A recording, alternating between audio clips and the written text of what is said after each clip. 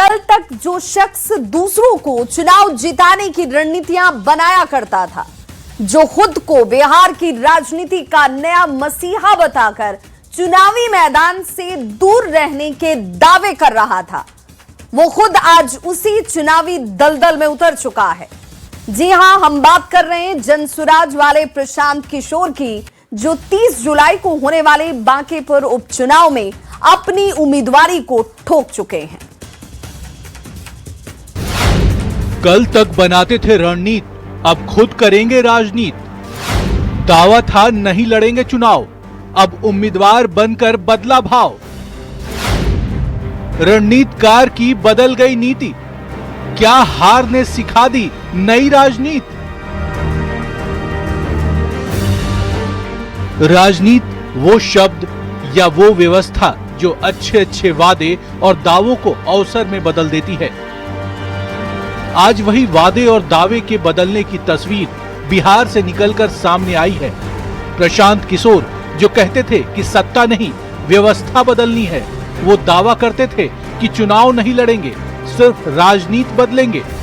अब वही प्रशांत किशोर खुद राजनीति के चंगुल में फंस चुके हैं। बांकीपुर में चुनाव लड़ने की जो जिम्मेवारी हमको दी गई है, मैं उसी परिणाम, उसी प्रयास के दिशा में इसको एक कदम मानता हूं। जनसुराज वाले प्रशांत किशोर अब सिर्फ रणनीतिकार नहीं बल्कि बांकीपुर उपचुनाव के उम्मीदवार बन चुके हैं और इसी के साथ बिहार की सियासत में वो भूचाल आ गया है जिसने बीजेपी के दावों की हवा निकाल दी है। बांकीपुर यानी बीजेपी का वो अभेद किला जहां भगवा लहराता रहा है, लेकिन पीके की एंट्री ने इस उपचुनाव को दिलचस्प बना दिया है। बांकीपुर बीजेपी का मजबूत गढ़ माना जाता है। लंबे समय से इस सीट पर बीजेपी का दबदबा रहा है। नितिन नवीन यहां से 5 बार विधायक रहे, वहीं उनके पिता नवीन किशोर सिन्हा 4 बार एमएलए, यानी कुल मिलाकर लगभग 40 साल से बीजेपी का कब्जा है इस सीट पर। अब अगर प्रशांत किशोर मैदान पर उतर चुके हैं तो ये तो तय है कि बीजेपी का किला भेदना पीके के लिए आसान नहीं होगा। पर फिर वही ये राजनीति है, कुछ भी हो सकता है, क्योंकि जो प्रशांत किशोर कल तक कांग्रेस और आरजेडी को पानी पी पी कर कोस रहे थे, आज वही कांग्रेस उनके समर्थन का ऐलान कर चुका है। कांग्रेस के ऋषि मिश्रा ने कहा कि प्रशांत किशोर को समर्थन देंगे। अगर प्रशांत किशोर वहां से चुनाव लड़ना चाहते हैं तो उनको कांग्रेस का हाईकमांड, आरजेडी के हाईकमांड से भी बात करनी चाहिए, और अगर वो इच्छुक है तो हम लोगों को भी, क्योंकि वो भारतीय जनता पार्टी का A++ सीट है, भारतीय जनता पार्टी को चैलेंज करने के लिए हम लोगों को भी उनकी मदद करनी चाहिए। वहीं आरजेडी ने खुलकर तो हाँ नहीं कहा, लेकिन बीजेपी को हराने के नाम पर पीके के साथ पर्दे के पीछे हाथ मिलाने का सिग्नल दे चुका है। आरजेडी प्रवक्ता एजाज अहमद ने कहा कि बांकीपुर में बीजेपी को रोकने की विपक्षी पार्टियां पुरजोर कोशिश करेंगी। गठबंधन या उम्मीदवार के संबंध में कोई भी फैसला हमारे राष्ट्रीय अध्यक्ष और राष्ट्रीय कार्यकारी अध्यक्ष लेंगे। लेकिन सबसे बड़ा सवाल यही है कि क्या प्रशांत किशोर भी उसी राजनीति का हिस्सा बन गए जिसकी आलोचना करते रहे, जो कहते थे कि वे चुनाव नहीं लड़ेंगे, अब खुद वोट मांग रहे हैं। जो दूसरों को चुनाव जिताने की रणनीति बनाते थे, अब अपनी जीत की रणनीति तैयार कर रहे हैं। बिहार की सबसे प्रबुद्ध और समृद्ध मतदाताओं का समूह वो सही निर्णय लेंगे और एक ऐसा अपने मत का प्रयोग करेंगे जिससे बिहार में एक नई राजनीतिक व्यवस्था की शुरुआत हो। बांकीपुर का ये उपचुनाव अब सिर्फ एक सीट की लड़ाई नहीं रही, ये प्रशांत किशोर की राजनीतिक साख, उनके पुराने वादों और नई महत्वाकांक्षा की भी परीक्षा बन चुकी है। दूसरों की किस्मत चमकाने वाले प्रशांत किशोर की खुद की किस्मत अब बांकीपुर की जनता तय करेगी। अब देखना होगा कि रणनीतिकार के तौर पर दूसरों को जीत दिलाने वाले प्रशांत किशोर नेता के तौर पर खुद जनता का भरोसा जीत पाते हैं या नहीं, क्योंकि बांकीपुर का ये दंगल अब आर पार का हो चुका है। न्यूज़ 18 के लिए पटना से आनंद अमृतराज के साथ ब्यूरो रिपोर्ट। और अब बात आरजेडी की, जिसका 5 जुलाई को स्थापना दिवस समारोह फीका रहा। तेजस्वी यादव के यूरोप टूर की वजह से 4 दिन पहले ही समारोह का आयोजन कर लिया गया था। पार्टी अध्यक्ष लालू प्रसाद ने लंबा पत्र लिखकर कार्यकर्ताओं में जोश भरा, लेकिन एनडीए के नेता तेजस्वी के विदेश की सैर को लेकर तंज कसने से नहीं चूके। वहीं कांग्रेस ने सहयोगी पार्टी को शुभकामना दी, तो आरजेडी ने संविधान बचाने की लड़ाई जारी रखने का दावा एक बार फिर से दोहराया।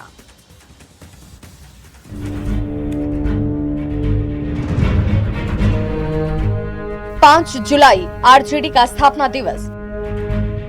हर साल कार्यक्रम आयोजित होते थे। आरजेडी का पटना ऑफिस गुलजार रहता था, लेकिन इस बार स्थापना दिवस से पहले ही समारोह का आयोजन कर लिया गया।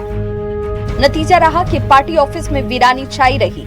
आरजेडी सुप्रीमो लालू प्रसाद ने इस मौके पर बिहार की जनता और पार्टी के कार्यकर्ताओं के नाम एक खुला पत्र जारी जरूर किया, जिसमें पार्टी की स्थापना के वजहों के बारे में जानकारी दी गई। लालू प्रसाद ने लिखा, 5 जुलाई 1997 को आरजेडी की स्थापना गरीबों, वंचितों, पिछड़ों, दलितों और अल्पसंख्यकों के अधिकारों की रक्षा और सामाजिक न्याय की विचारधारा को मजबूत करने के उद्देश्य से की गई थी।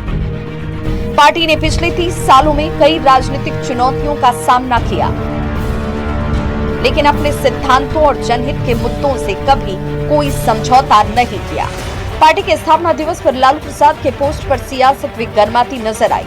बीजेपी और जेडीयू ने पोस्ट पर निशाना साधा और पार्टी स्थापना दिवस पर तेजस्वी यादव की विदेश यात्रा को लेकर तंज कसा।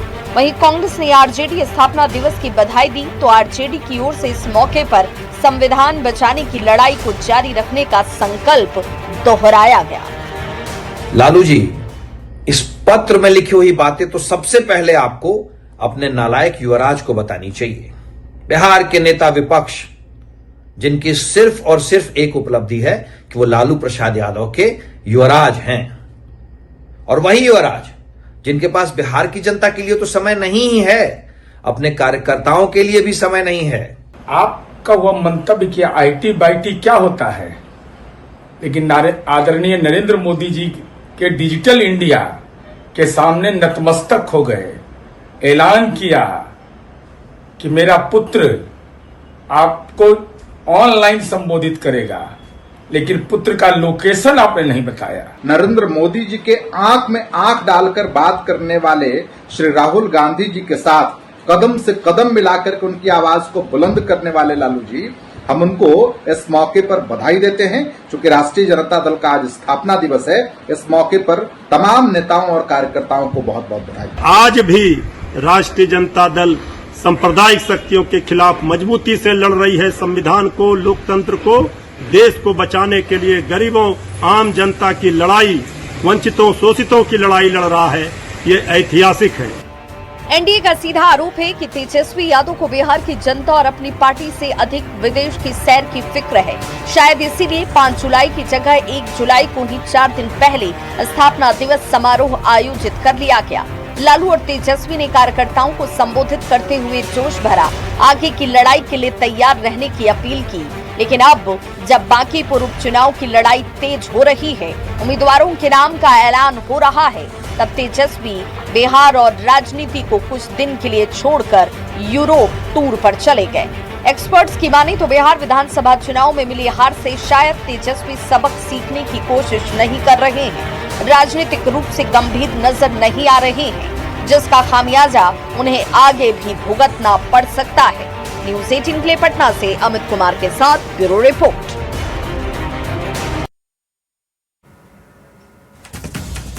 झारखंड के स्वास्थ्य मंत्री हैं इरफान अंसारी। वही इरफान अंसारी जो दावे बहुत बड़े बड़े करते हैं, लेकिन मंत्री जी के दावों और जमीनी हकीकत में बहुत बड़ा फर्क है। क्योंकि रांची के एक निजी अस्पताल से जो तस्वीर सामने आई, उसने पूरे स्वास्थ्य सिस्टम पर बड़े सवाल खड़े कर दिए। सड़क हादसे में राजू नाम का एक व्यक्ति घायल होता है। उसके पैर में फ्रैक्चर था और इलाज के लिए अस्पताल में वो भर्ती कराया गया। पैर फ्रैक्चर का करीब 40 दिनों तक इलाज अस्पताल में चलता रहा, बावजूद इसके पैर सही नहीं हुआ, बल्कि राजू की मौत तक हो गई। ऊपर से अस्पताल ने 16 लाख रुपए का बिल परिजनों को थमा दिया। सवाल यह कि बिल किस बात का? पैर फ्रैक्चर के नाम पर मरीज को 40 दिन तक अस्पताल में कैद रखने का यह बिल है, या अस्पताल से जिंदा आदमी को मुर्दा वापस भेजने का बिल है? इलाज या मौत का इंतजाम। मंत्री जी, आंखों से काला चश्मा हटाइए। अस्पतालों की हकीकत देखिए। फ्रैक्चर से मौत आखिर क्यों? जिम्मेदार कौन, अस्पताल या सिस्टम? 16 लाख का बिल आखिर किस बात का?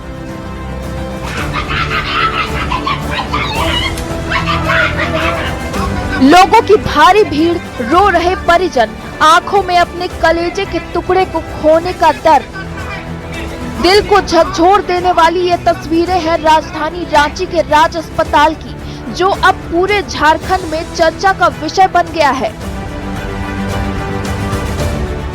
एक सड़क हादसे में घायल युवक को अस्पताल में भर्ती कराया गया, लेकिन करीब 40 दिनों बाद उसकी मौत हो गई। अब सवाल सिर्फ मौत का नहीं, बल्कि पूरे इलाज, अस्पताल की स्वास्थ्य व्यवस्था की जवाबदेही का है। भर्ती कराए थे एक्सीडेंट के बाद उसको, राजू कुमार रंजन को, और लगभग सब बढ़िया से चल रहा था। टंका कटने के बाद ये सब कंडीशन। मौत की वजह पैर में संक्रमण बताई गई। परिजनों का आरोप है कि मौत के बाद अस्पताल प्रबंधन ने उन्हें 16 लाख रुपए का बिल थमा दिया। बिल देखकर परिजनों का गुस्सा फूट पड़ा और अस्पताल परिसर में जमकर हंगामा हुआ। सवाल उठने लगे कि आखिर एक फ्रैक्चर के इलाज का मामला मौत तक कैसे पहुंच गया।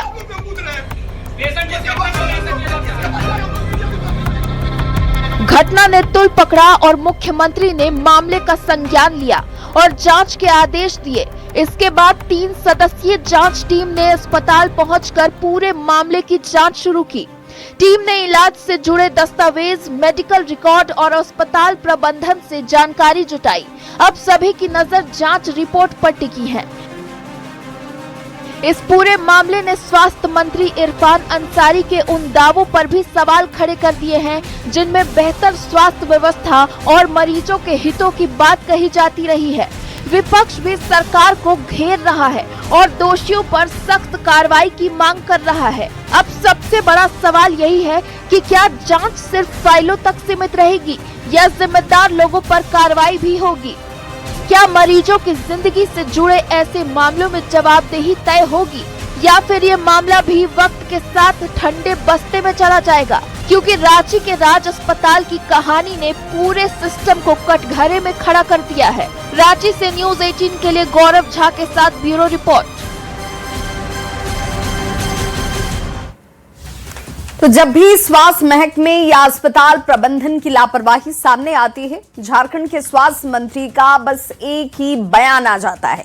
जांच कराने, जांच रिपोर्ट आने के बाद कार्रवाई करने की बात वो कहने लगते हैं। एक बार फिर से इरफान अंसारी ने अपने इसी बयान को दोहरा दिया कि जांच रिपोर्ट आने के बाद दोषियों पर कार्रवाई की जाएगी।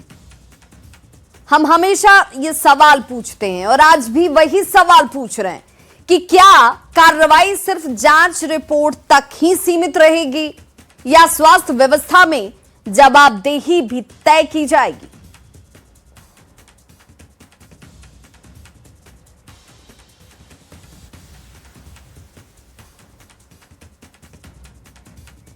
तो इरफान अंसारी के बयान का राजू रंजन के पिता ने खंडन किया और कहा कि हमने डॉक्टरों को मौखिक रूप से तुरंत पैर में लगे हुए इस पूरे परेशानी को लेकर पैर काटने की अनुमति तक दे दी थी।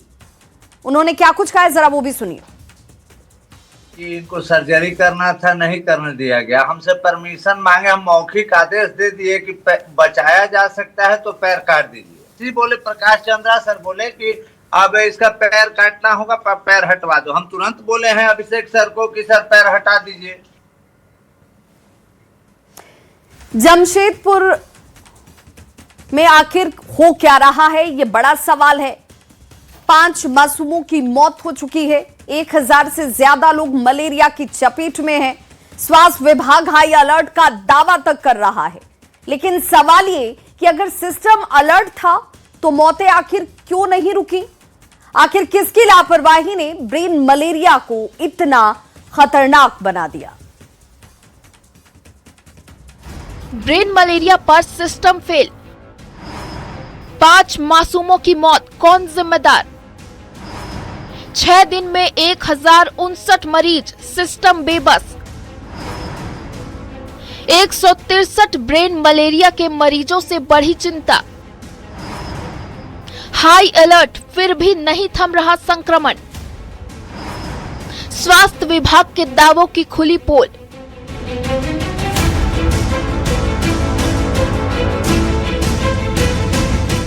जमशेदपुर में ब्रेन मलेरिया अब सिर्फ बीमारी नहीं बल्कि बड़ा स्वास्थ्य संकट बनता जा रहा है। ग्रामीण हो या शहरी इलाका, संक्रमण तेजी से फैल रहा है। 5 बच्चों की मौत हो चुकी है, 1000 से ज्यादा मरीज इलाज करा रहे हैं और स्वास्थ्य विभाग हाई अलर्ट पर है। लेकिन सवाल वही है कि क्या अलर्ट काफी है या एक्शन में देरी हो चुकी है? जमशेदपुर में ब्रेन मलेरिया का कहर लगातार बढ़ता जा रहा है। जिलों में अब तक 5 बच्चों की मौत हो चुकी है, जबकि 10 से अधिक मरीजों की हालत गंभीर बनी हुई है। बीते 6 दिनों में 1059 मलेरिया मरीज मिलने से स्वास्थ्य महकमे की चिंता बढ़ गई है। स्वास्थ्य विभाग की विशेष जांच टीम ने जिले के विभिन्न क्षेत्रों में 5251 लोगों की जांच की। इनमें 219 लोग मलेरिया से संक्रमित पाए गए। सबसे चिंता की बात यह है कि संक्रमितों में 163 मरीज ब्रेन मलेरिया के हैं, जबकि 52 सामान्य मलेरिया से पीड़ित हैं। मलेरिया का मच्छर अभी चारों तरफ फैल रहा है। बरसात हो रहा है और बरसात भी रुक रुक के हो रहा है। बरसात रुक रुक के होने से होता है कि एक और गर्मी और बरसात दोनों होने से बीमारी काफ़ी फैल रही है और नाली में ब्लीचिंग पाउडर नहीं दिया जा रहा है और ग्रामीण इलाका में खास करके वो लोग जागरूक नहीं है। जागरूक नहीं होने के चलते, गंदगी के चलते प्रशासन भी नहीं इसमें कुछ कर पा रही है। उनको जागरूक कराने की जरूरत है, ब्लीचिंग देने की जरूरत है। संक्रमण को रोकने के लिए जिला प्रशासन, स्वास्थ्य विभाग और स्थानीय जनप्रतिनिधि लगातार प्रभावित गांवों का दौरा कर रहे हैं। दवा का छिड़काव, जांच अभियान और लोगों को जागरूक करने की कोशिश की जा रही है। लेकिन बढ़ते मरीज बता रहे हैं कि चुनौती अभी खत्म नहीं हुई है।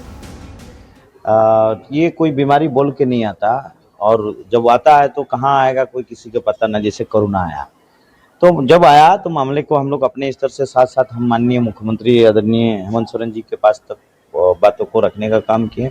स्वास्थ्य मंत्री जी को भी बातों को रखने का काम किया। गंभीरता दिखाते हुए यहाँ पूरे सिस्टम को लगाने का काम क्षेत्र में कराया गया। लगभग 125 डॉक्टर MGM का सभी को वहाँ पे लगाने का काम और चिन्हितकरण करने का काम। दरअसल जब आउटब्रेक हुआ है तो इसका तो इलाज करना होगा, इसका रोकथाम करना भी तो नहीं ज़रूरी है कि ताकि ये और फैले नहीं चारों तरफ। अब क्योंकि रोज़ाना टेस्टिंग भी हो रहा है, रोज़ाना नए मरीज़ भी मिल रहे हैं और उनका इलाज भी हो रहा है। इस वक्त अगर आप देखें तो कुल मिलाकर 3-4 दिनों में 40 मरीज़ तो मेरे सदर हॉस्पिटल में भर्ती हैं, जिसमें आज सुबह से 3 मरीज़ भी आए हैं। समूह का इलाज बेहतर तरीके से हो रहा है और जो स्प्रे करना है या फॉगिंग करना है वो सब। 5 बच्चों की मौत, 1000 से ज्यादा मरीज और सैकड़ों ब्रेन मलेरिया के मामले। अब सवाल सिर्फ इलाज का नहीं बल्कि रोकथाम का है। आखिर 5 बच्चों की मौत के बाद भी संक्रमण की रफ्तार क्यों नहीं थम रही? क्या स्वास्थ्य व्यवस्था समय रहते हालात को संभालने में नाकाम रही? और क्या आने वाले दिनों में ये संकट और गहरा हो सकता है? न्यूज़ 18 के लिए जमशेदपुर से आशीष तिवारी के साथ ब्यूरो रिपोर्ट। जम्मू कश्मीर के सरकारी स्कूलों में बच्चों को आखिर क्या पढ़ाया जा रहा था? एक ऐसी किताब जिसमें आतंकवाद और अलगाववाद से जुड़े चेहरों को कथित तौर पर शहीद और महान व्यक्तित्व बताया गया। अब वही किताब सियासी और कानूनी तूफान का कारण बन गई है। बीजेपी ने इसे बच्चों के दिमाग में अलगाववाद का जहर घोलने की साजिश बताया, तो सरकार ने भी मामले की गंभीरता को देखते हुए बड़ा एक्शन लिया। UAPA के तहत केस दर्ज हुआ है, अधिकारियों पर गाज गिरी और किताब को स्कूलों से हटाने के आदेश जारी कर दिए गए।